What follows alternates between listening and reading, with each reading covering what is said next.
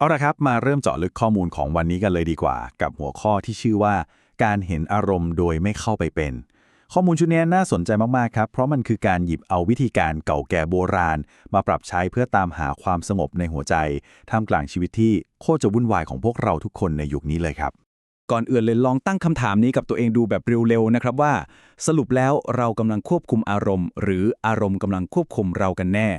คือในแต่ละวันของพวกเราเนี่ยบางวันก็แฮปปี้สุดๆบางวันก็ดิ่งสุดๆหรือบางทีก็ปรี๊ดแตกขึ้นมาง่ายๆซึ่งมันเป็นเรื่องธรรมดามากๆครับแต่ปัญหาคลาสสิกที่พวกเรามักจะพลาดกันก็คือเราชอบเผลอปล่อยให้ไอ้ความรู้สึกที่แค่แวะผ่านมาเนี่ยเข้ามาบงการอารมณ์และการกระทำของเราไปซะงั้น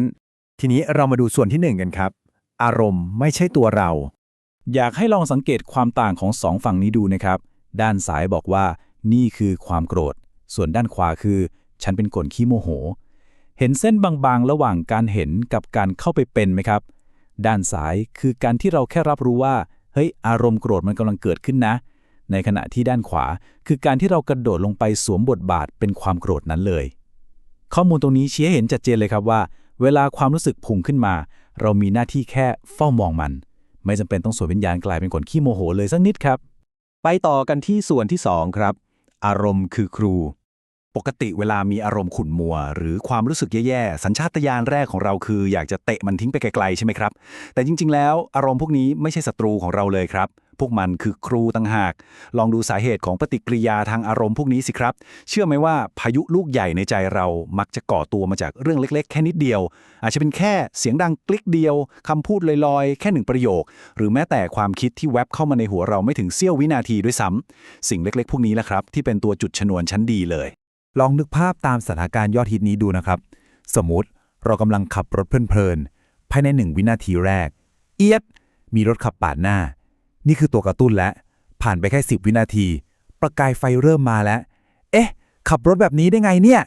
และถ้าจังหวะนี้เราดึงสติไม่ทันนะภายใน5นาทีเท่านั้นแหละครับประกายไฟเล็กๆเมื่อกี้จะลามเป็นกองไฟความโกรธที่เผาอารมณ์เราพังไปทั้งวันเลยเห็นไหมครับว่าจากประกายไฟลามเป็นกองไฟมันเร็วจริงๆเอาล่ะครับทีนี้ลองหายใจเข้าลึกๆค่อยๆปรับจังหวะให้ช้าลงนิดนึงนะครับ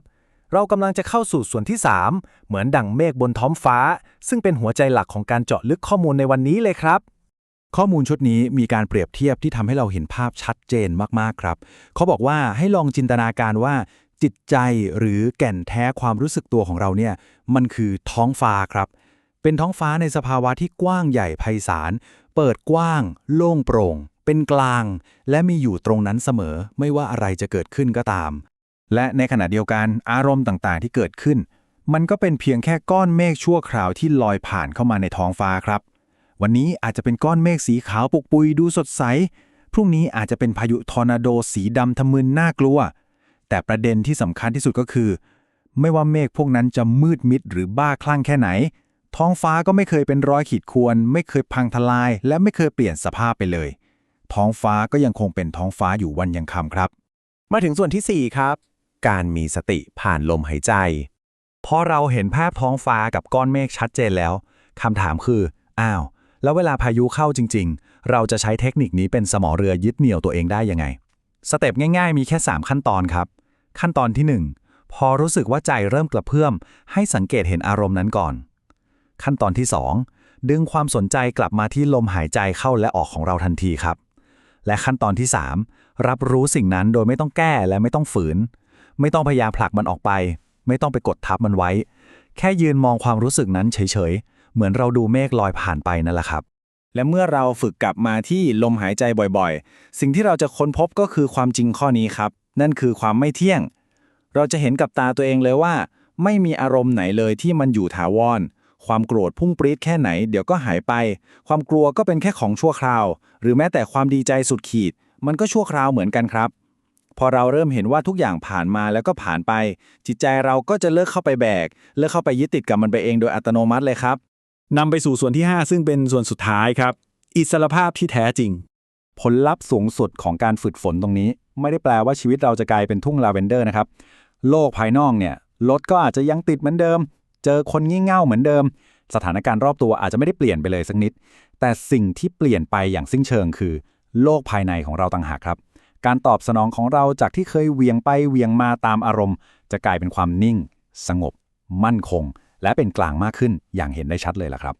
ข้อมูลทั้งหมดที่เรารวบรวมและย่อยมาให้ฟังกันในวันนี้ สามารถสรุปจบได้อย่างทรงพลังด้วยประโยคนี้เลยครับ ผู้ใดเห็นอารมณ์ตามความเป็นจริง ผู้นั้นเห็นธรรม ฟังดูคลาสสิกใช่ไหมครับ แต่นี่แหละคือการเชื่อมเอาปัญหาโลกแตกทางจิตวิทยาของพวกเราในยุคนี้ กลับไปสู่แก่นแท้ของภูมิปัญญาโบราณที่มีมาเป็นพันๆปี ได้อย่างสมบูรณ์แบบที่สุดครับ ก่อนจะจบการเจาะลึกข้อมูลในวันนี้อยากจะฝากประโยคนี้ทิ้งท้ายไว้ให้พวกเราเอาไปคิดต่อเล่นๆนะครับว่าความสงบแท้จริงไม่ได้อยู่ที่โลกภายนอก แต่อยู่ที่ใจซึ่งรู้เท่าทันโลกภายในของตัวเองหวังว่าหลังจากนี้พวกเราจะสนุกกับการแหงนหน้ามองก้อนเมฆในใจที่ลอยผ่านเข้ามาแล้วก็ปล่อยให้มันผ่านไปกันมากขึ้นนะครับลองกลับมาสังเกตลมหายใจของตัวเองดูนะครับแล้วพบกันใหม่ครับ